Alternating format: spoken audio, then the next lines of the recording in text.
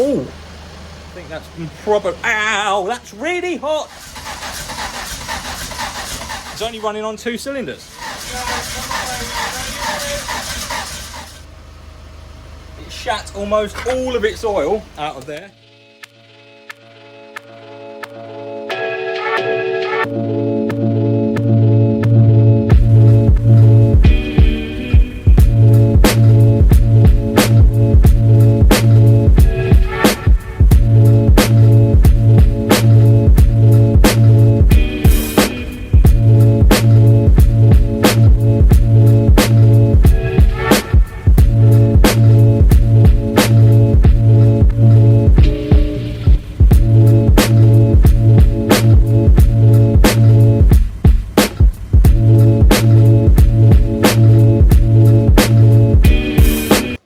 Evening, boys and girls.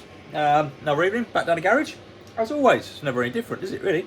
Back down the garage. Now, as you know, the last month, 2 months, 3 months probably now, we've been trying to get the old blacktop turbo started in Little Red. Now, we've tried a number of things. We've gone through all the regular things. And eventually, basically, what happened, I was having a word with Phil, who's the guy that built the ECU over here. So I was having a word with Phil, and we did a bit of testing on certain values. And what we found was that with the 2 coils plugged in, because the impedance of these coils is so low, it was dragging the voltage down on the signal too low. So basically there wasn't enough voltage to fire the coil, if that makes sense, right? So he suggested we change the 2 1k ohm pull-up resistors that are on the circuitry inside the ECU down to 330s. So we changed those to 330s, and I had enough voltage on the signal with 1 coil connected to fire the plug. So we're making progress at this point. Pretty excited. Jumped on Instagram, did a live stream thinking that it was all going to fire up and it would all be good, and it didn't. Fell flat on its face. Did a bit more testing, and turns out that, obviously, I mean, I don't know why I didn't think of this before, but when you have 1 coil, you have one certain amount of resistance to ground. When you have 2 coils, you have effectively double that resistance to ground. So we need double the resistance in the ECU, if that makes sense, to make the circuit work properly. So landed flat on its face. It didn't work, didn't start. I did get it running on 2 cylinders. Well, I say running, it was firing 2 cylinders, obviously coughing. It wasn't going to run on 2, but it would cough on 2 cylinders, and if I swap those around, it would cough on the alternate 2 cylinders. So I know that fuel is good, spark is good, everything works on the engine as it should do at this point. So I'm happy about that.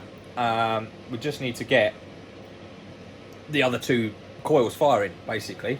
So what we had was, I don't know where I've put them now. I've lost them. Here they are. Right. So we did have, obviously we had 1k resistors in the ECU. We then went to 330 ohm resistors in the ECU. I've now ordered, I ordered some 110 ohm resistors to go in the ECU, thinking that would be the way to go.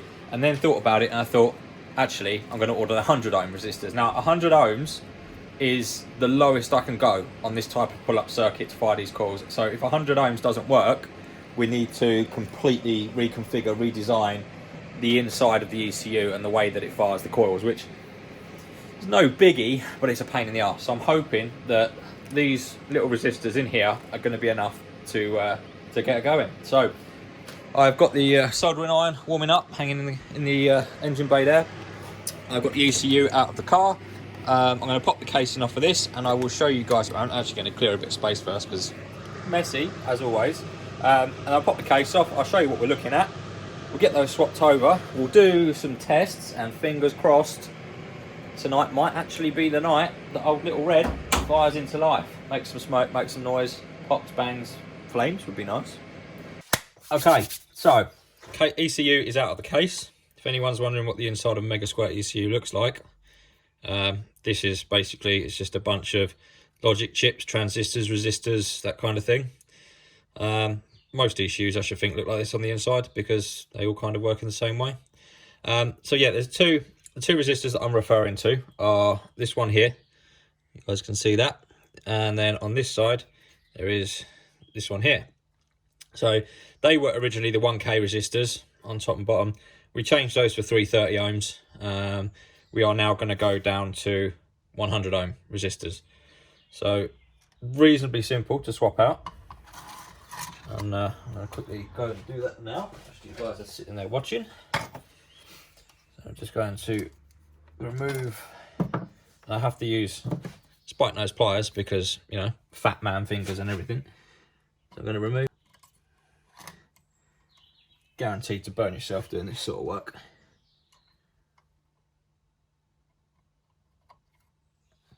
Okay, so that's that one removed. So then I need to get one of my new resistors here.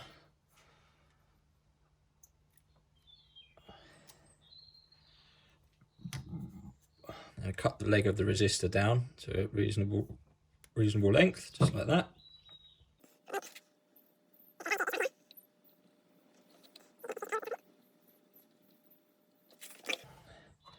Just going to check the pin on the other side of the Pro 2 area to make sure I didn't poke too much through. That's 1, 2, 3, 4, 5, 6 pin in from the bottom. 1, 2, 3, 4, 5, 6. No, that's good on that side. I need to bend this back over now onto this side.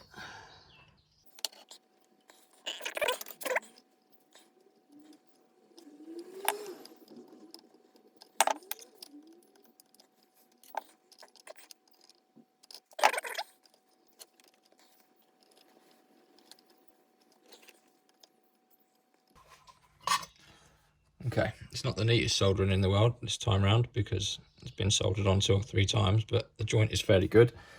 So that now picks up our, if I remember rightly, I think that's the 5 volt. That's the positive for the 5 volt for the pull up. I'll get it to focus properly so you guys can see. So yeah, that's one side done. Now the other side is a lot easier because it's on this flying lead. It's on this flying lead up here, so it's nice and easy to swap over.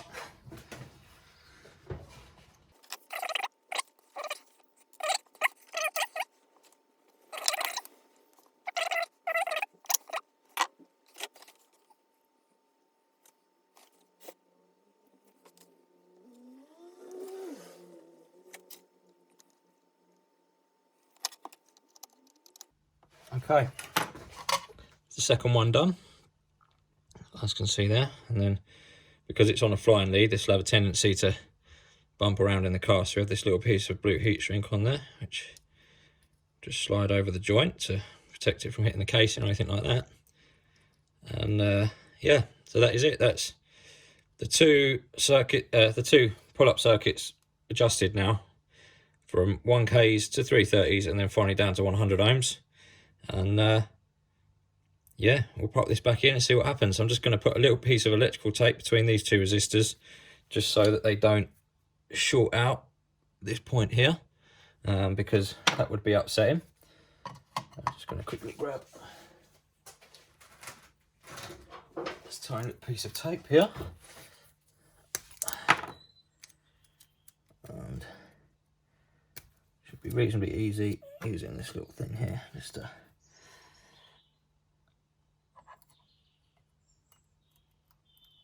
pull that underneath there.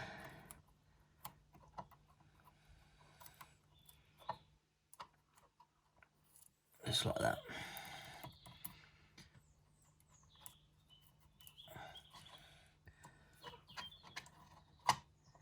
Now obviously it would be a lot better if we could get some heat shrink on there, but because it's so close to everything, it's so small, you'd never be able to solder without it getting stuck. So, alright, I have to remember how to do this now the right way round, so that my casing fits in the car the right way round. Let me just check that. So that's the front, that's going in there like that, that goes on there like that, and that one slides in there like that. Okay.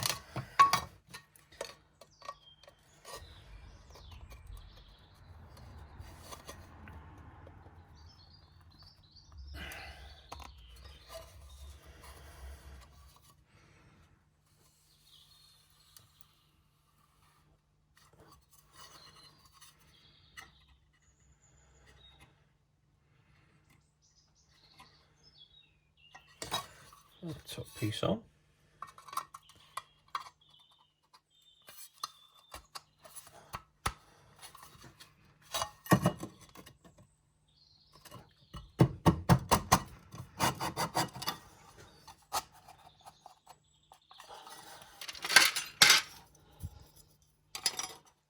back on there.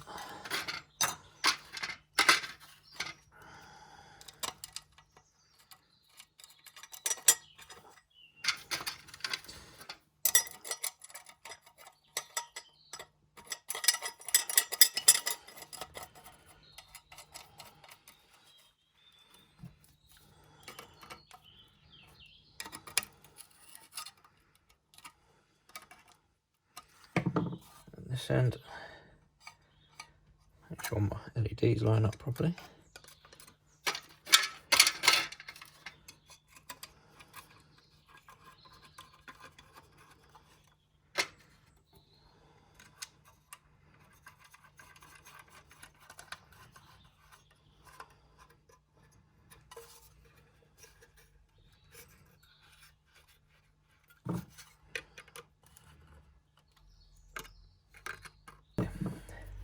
Now I did have some other screws for this, but as I'm about to show you, when I took them all out, they all sort of rounded themselves off, which is obviously less than ideal. So I do need to get myself some more of these little self-tappers to go in the casing. I've got one, which is enough to use for the time being, just to get the side of the casing that mounts to the car screwed in. That's as far as that one's going to go in. You can see they just round off, they're not very good screws. But there we go, that is the ECU back together. Might just see if I've got some more screws quickly to put in here, and then we'll get it back in the car. And once it's back in the car, we'll do some tests, see if it's going to work or not. So let's see. Okay, so ECU is back in the car, back in its little position down there, all mounted up. Quickly show you guys whilst I'm around here. Don't think I showed you this yet, but that is our new yellow top battery there. Big old girl, weighs a bit, but car's pretty light as it is. So I thought I could get away with going for a slightly bigger battery. So 55 amp hour should crank everything we need it to crank. So yeah, the ECU's back in down there. So what I'm going to do is to make sure everything up there is off, turn that off. Main power is on. Now when I flick ignition on, I should get two LEDs come up. There we go, so it's two LEDs on, so I know that my circuits are working in regards to ECU side of things, which is always good. If I come back over here,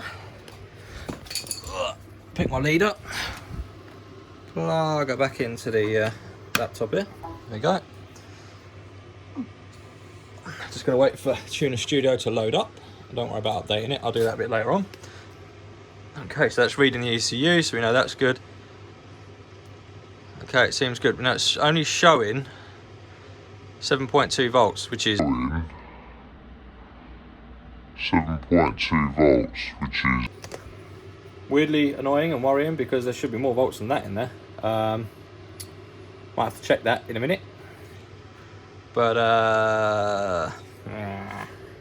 that's not reading anything at all. I'm going to check that to make sure that's definitely the case. Give me a second. Okay, strangely enough, that is correct. So that means there must be a drain on power on the auxiliary side of the car, which is annoying and strange. So I'll have to do something about that at some point. Hopefully, I mean, I've just hooked the battery charger up down there, but it's obviously not going to charge it that quickly. And the other thing is, because that's an AGM battery in there, you can't charge AGM batteries fast. They have to be charged at a very slow, low current rate, otherwise you just collapse the internals on them. But nonetheless, we'll carry on, and hopefully we should still, 7 volts should be enough just to do a bit of testing with, hopefully. And then I'll just have to leave the battery on charge overnight and come back down here with you guys another day. But so what we're going to do now is go into this mode here, which is we're going to go into this one here, injection spark mode, enable test mode, and we are on coil A. 1, 2, I've got this bar on there resting. Got my milliseconds set to 1500 RPM, dwell set to 4.8. So hopefully what's going to happen when I click start is it's going to test the outputs on the coils.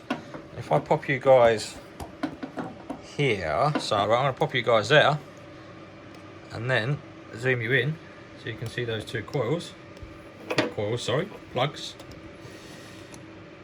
go. Hopefully when I press start test, you should see both of those coils, not coils, plugs, start again, both of those start ticking, tick, tick, tick, tick, tick. And we will see what happens.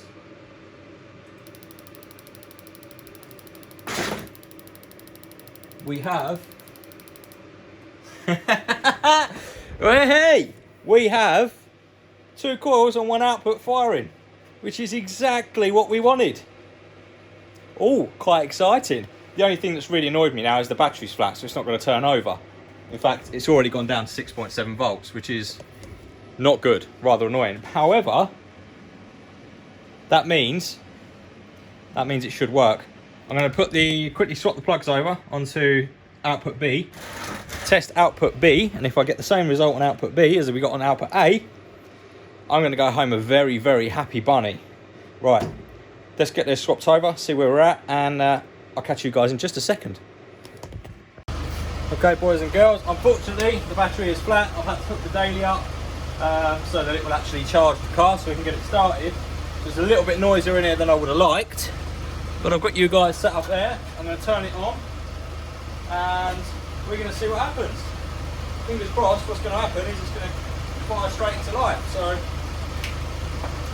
let's give it a go and see. Main power on. That all sounded very promising. Fuel pump came on, primed as it should do. 13 volts coming from the daily outside.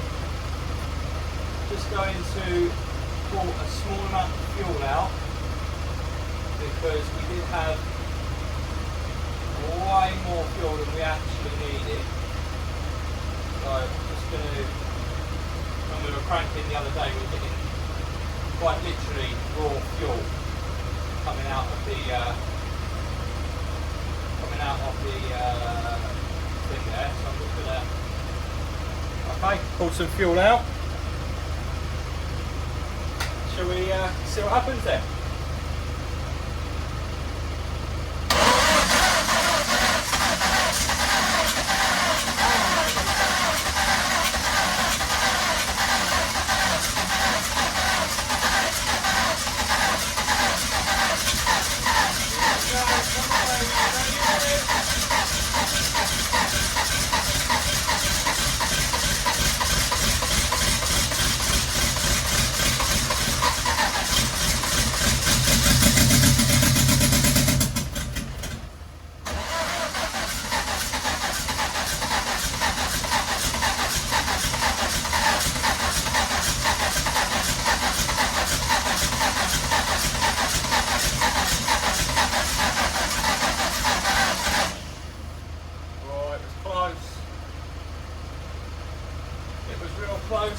It wanted to go. I'm just going to quickly check a few things in the ECU and we'll try again. But it was real close. It was nearly there. Just added a little bit more fuel in at start up, although the warm up enrichment is starting to come into it now, so let's give it a go and see what happens.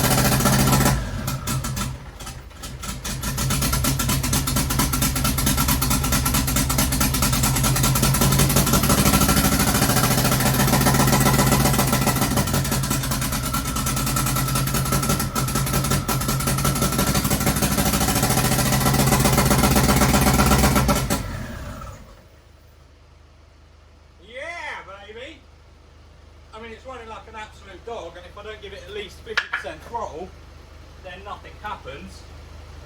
There's also quite a large amount of oil that's managed to spew out the front there. I need to find out where that's coming from.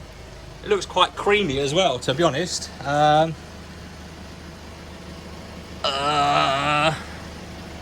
come out of the dipstick hole, actually. Definitely come out somewhere down there. It did start spooling the turbo up. I could just about hear it. It is nice and hot. Let's just check. So I've got nothing. Ow, that's hot. And that's hot. It's only running on 2 cylinders. It is only running on 2 cylinders. Because these two are stone cold. Absolutely stone cold. So my thinking is potentially I've got 2 injectors that aren't firing correctly. Hang on. That last one there just clicked when I pushed it in. I think this is all just water coming out of there, which it probably is. Right, I'm going to find out where all this milky oil stuff spewed from, and then we'll give it another go. Okay, we're going to give this another go. Check the injectors, and I think that last one did click in then, like it should have done. So we'll give this another go and see what happens. Not sure where all of that oil has come from. It looks like it might be coming out of cylinder 2, so a little bit worried, we might have to pull the engine out. But this stage, I'm just happy it made noise. So let's give it another go and see what happens.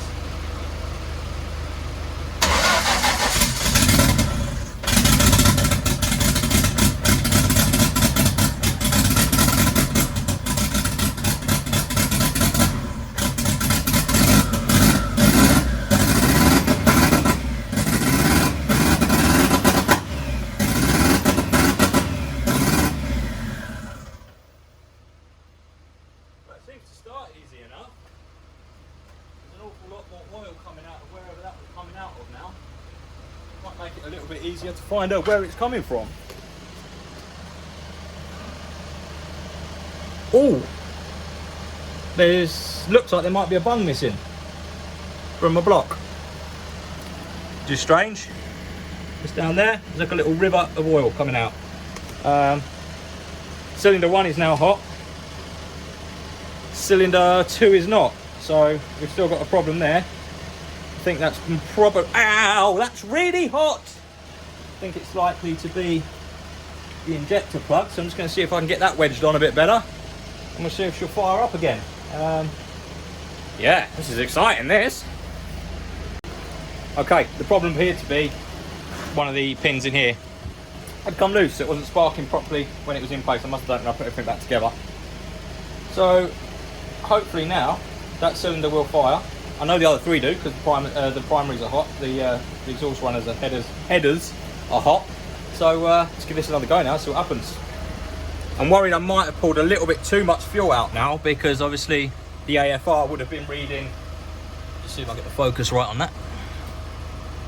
The AFR would have been reading the unburnt fuel from cylinder 2, but let's give it a go, see what happens.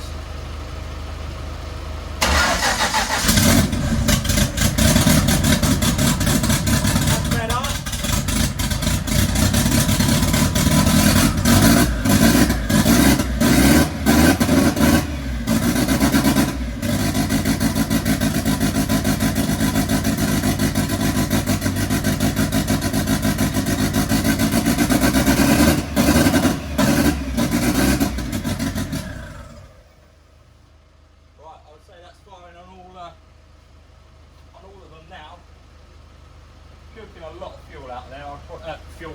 Oil. That is now running all cylinders. It is very, very rich. So I'm just going to pull a bit more fuel out. And see. You can tell they're impressed.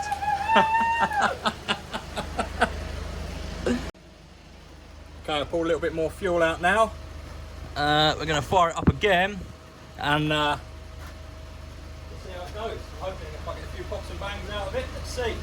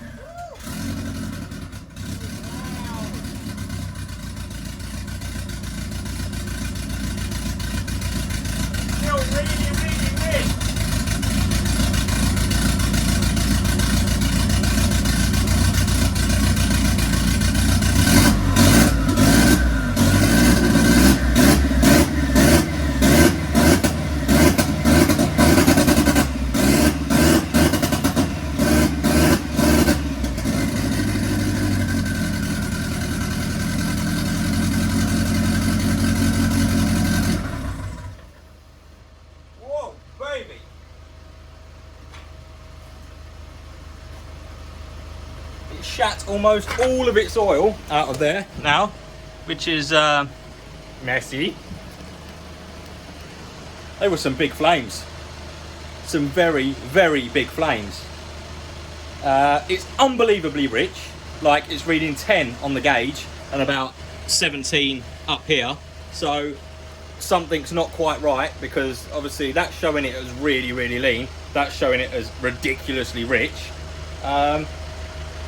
But it runs, ladies and gents. It runs. Yes! Oh, coolant leak there. Whole host of things that need to be sorted out. Coolant leak, oil leak.